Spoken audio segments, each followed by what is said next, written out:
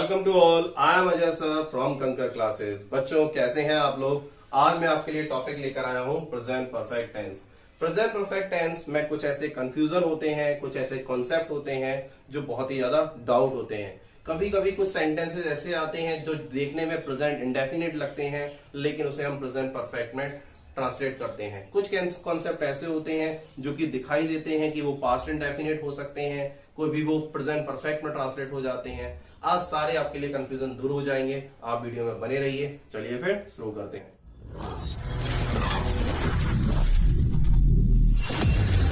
Okay, जैसा कि है कॉमन आइडेंटिटी। कॉमन आइडेंटिटी से आप लोग फैमिलियर होंगे कि अगर किसी सेंटेंस का लास्ट वर्ड चुका है, चुकी है, चुके हैं, दिया है, लिया है, आया है, गया है, इस तरीके का स्टेटमेंट लिखा आता है तो आप प्रेजेंट परफेक्ट, जो कि आप पढ़ चुके हैं, पता होगा आप लोगों को, तो एक्शन वर्ब के बाद इस तरह के वर्ड इंडिकेट होंगे तो आप उसे क्या बोलने वाले हैं, आप उसे बोलने वाले हैं प्रेजेंट परफेक्ट। जैसा कि एग्जांपल है, मैंने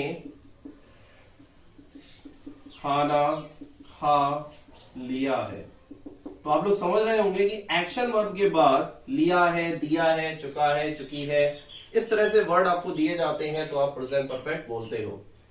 तो ये तो है कॉमन आइडेंटिटी जिससे आप फैमिलियर हो। लेकिन अगर मैं सेंटेंस बोलता हूं कि मैंने बीए किया है, मैंने बीए किया है, तो मैं अगर आपसे पूछूंगा कि एक्शन कहां है इसमें, तो एक्शन आप बोलोगे सर डाउट हो रहा है कि इसमें एक्शन ही नहीं दिख रहा है। बीए किया है, करना आप लोग एक्शन बोल सकते हो।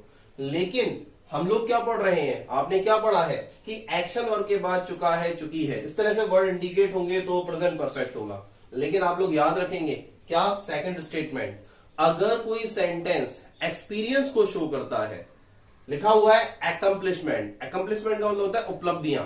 जैसे आप लोग बोलते हो सर मेरे भाई ने बीए किया है, मेरे भाई ने बीएससी की है, मेरे भाई ने एनडीए क्वालिफाई किया है, तो इसका मतलब क्या है कि उस पर्सन को उस चीज का एक्सपीरियंस है, उसने वो अचीवमेंट कर लिया है।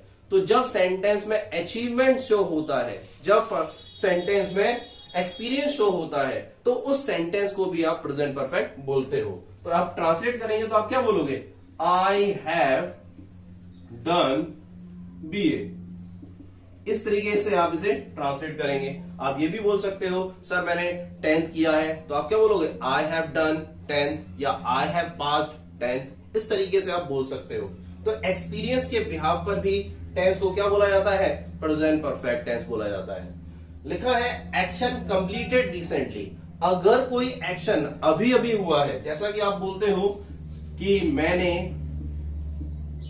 अभी अभी खाना खाया है, जैसा कि लिखा है मैंने अभी अभी खाना खाया है, तो अभी अभी खाना खाया मतलब कोई भी काम अभी फिनिश हुआ है। तो जो भी काम अभी अभी रिसेंटली फिनिश हो वो भी परफेक्ट टेंस है। वह अभी अभी आया है, वह अभी तक नहीं आया है, वह अभी आया है। जब इस तरीके से सेंटेंस आपके सामने आते हैं तो आप उन टेंस को भी क्या बोलेंगे, परफेक्ट टेंस। तो इस तरीके से present perfect tense experience based हो गए, एक्शन बेस्ड हो गए, कॉमन आइडेंटिटी आप लोग जानते हैं। नेक्स्ट है बेटा कंफ्यूजन। कंफ्यूजन में क्या है, कुछ सेंटेंस ऐसे आपके सामने आएंगे जो देखने में क्या दिखाई देंगे, प्रेजेंट इंडेफिनिट दिखाई देंगे, लेकिन उसकी जो ट्रांसलेशन है, उसका जो ट्रांसफॉर्मेशन है, परफेक्ट में ट्रांसलेट होगा या वो प्रेजेंट परफेक्ट कंटिन्यूअस में ट्रांसलेट होगा। वो कैसे होगा, एक सेंटेंस के थ्रू अंडरस्टैंड करते हैं। जैसा कि मैं लिखता हूं, मैं 10 साल से यहां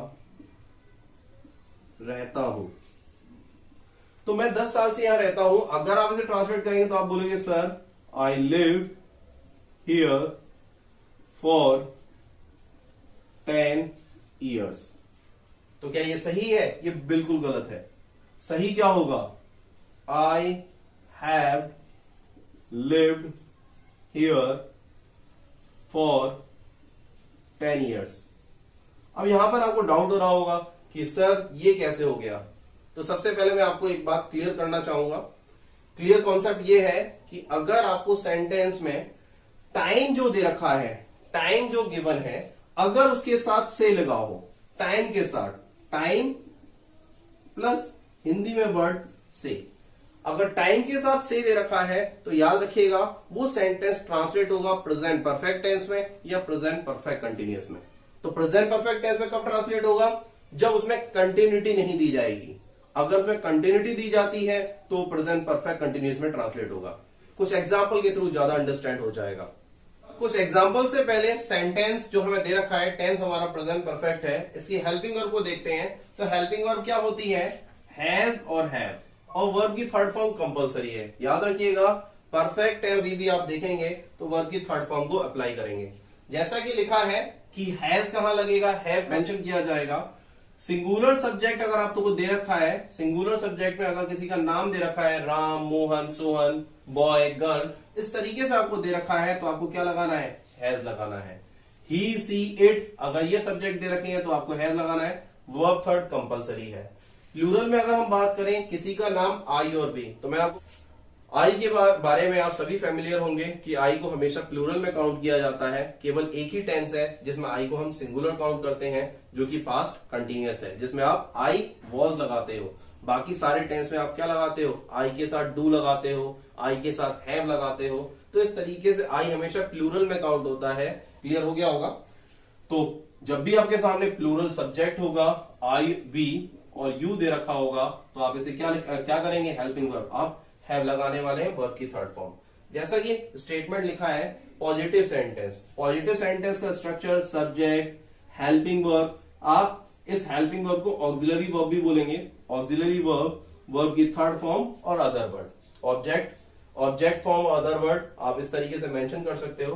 ट्रांसलेट करते हैं, वह स्कूल जा चुका है।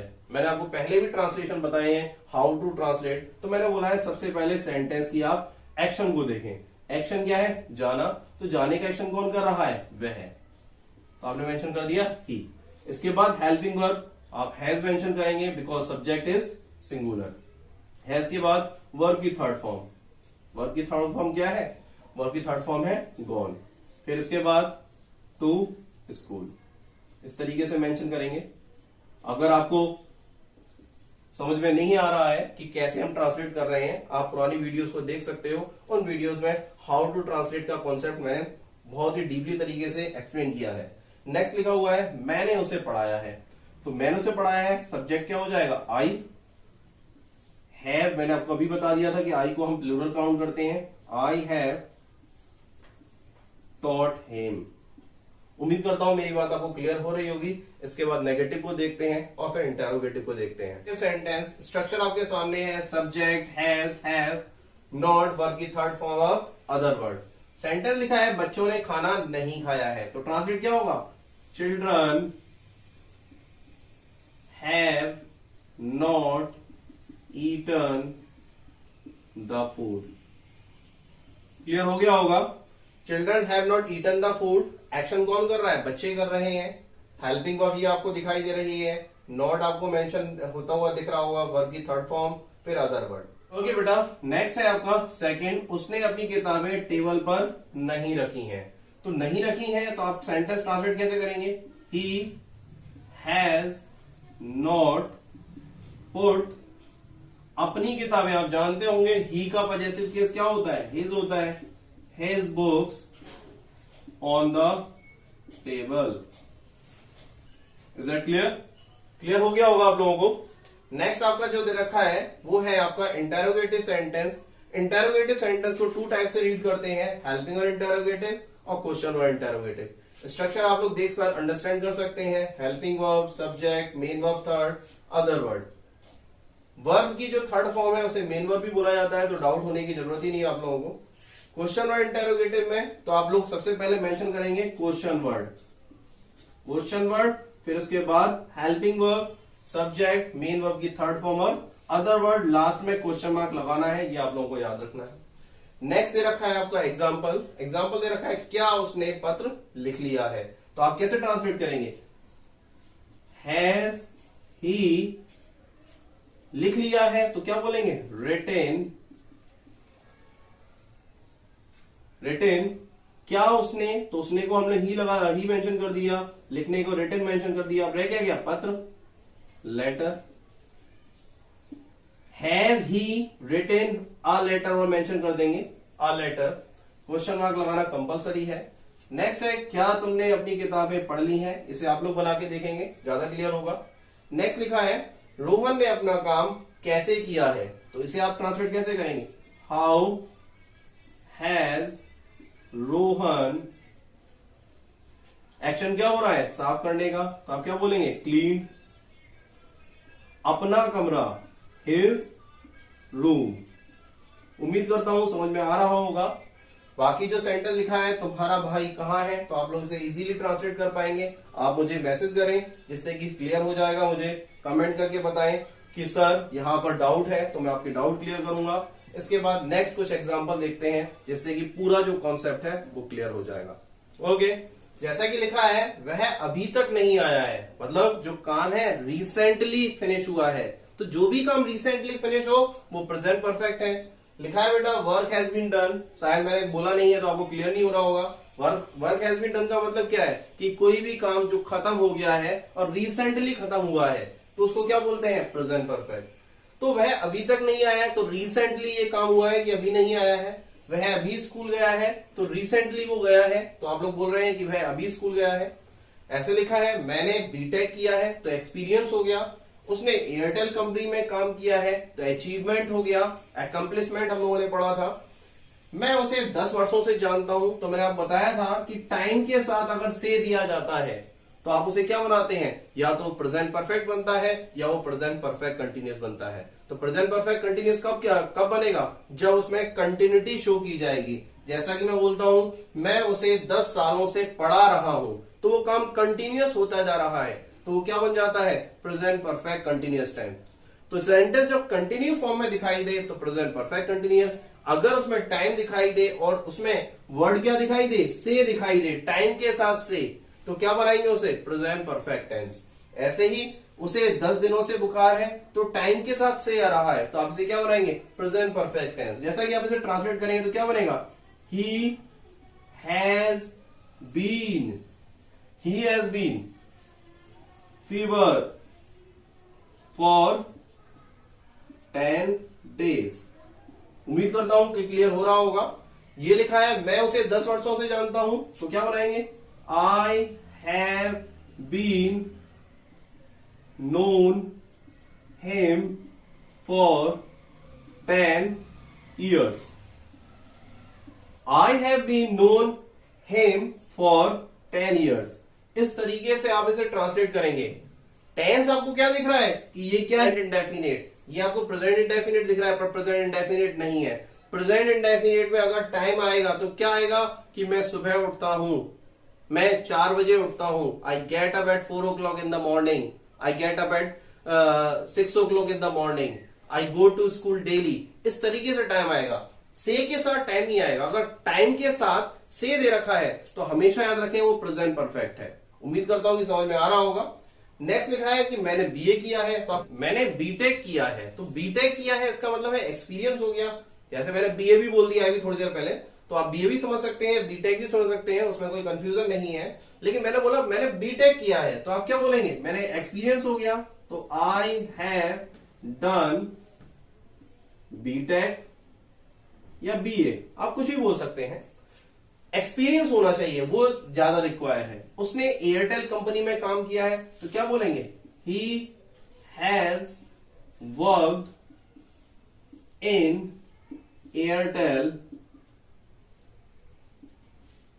कंपनी। उम्मीद करता हूं कि समझ में आ रहा होगा। आप लोग और भी ट्रांसलेट कर सकते हैं, बहुत सारे ट्रांसलेशन है। जैसे मैंने रिलायंस कंपनी में काम किया है, मैंने स्कूल में पढ़ाया है, तो इस तरह का क्या है? अचीवमेंट है, एक्सपीरियंस है। वह अभी तक नहीं आया है, तो क्या ट्रांसलेट करेंगे? He has not come yet, he has not come yet. Next लिखा है वह अभी स्कूल गया है, तो अभी स्कूल गया है just, he has just gone to school. उम्मीद करता हूं प्रेजेंट परफेक्ट टेंस आप पूरी तरह से क्लियर हो गया होगा। आप वीडियो को दोबारा से देख सकते हैं और ज्यादा क्लियर हो जाएगा। अगर वीडियो पसंद आ रही है तो वीडियो को लाइक करें, चैनल को सब्सक्राइब करें और अपने दोस्तों के साथ शेयर करें। Thank you so much.